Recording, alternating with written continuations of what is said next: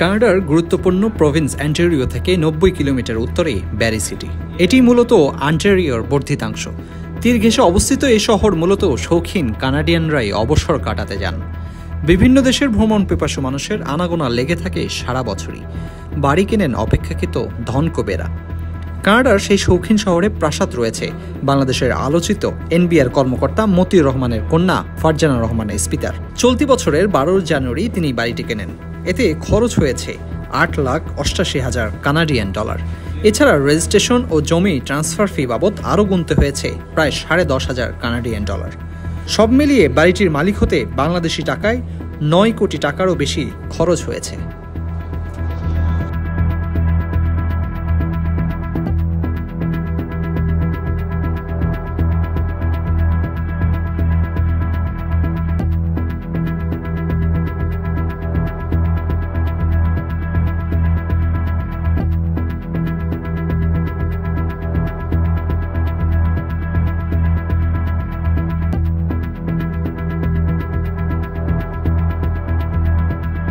দর্শক, আপনারা দেখছেন দীপ্ত সংবাদ। সবার আগে বস্তুনিষ্ঠ সংবাদ পেতে আমাদের সাথে যুক্ত হতে পারেন ডিজিটাল প্ল্যাটফর্মে।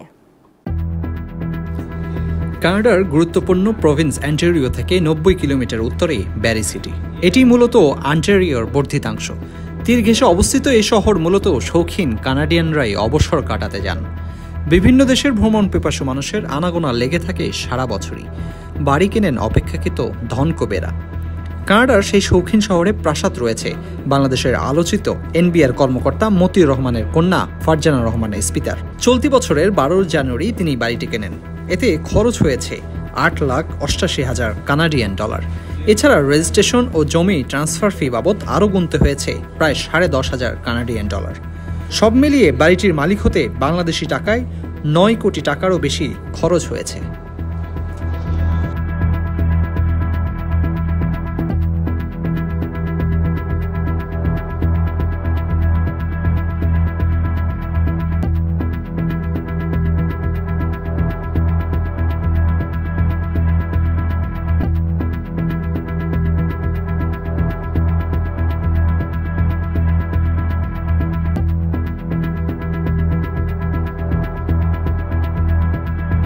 গলি থেকে রাজপথ, দেশ থেকে বিদেশ, শুধু ফুটবল কিংবা ক্রিকেট নয়, বিনোদন জগতের সব খবর একসাথে। চোখ রাখুন দীপ্ত ডিজিটাল প্ল্যাটফর্মে।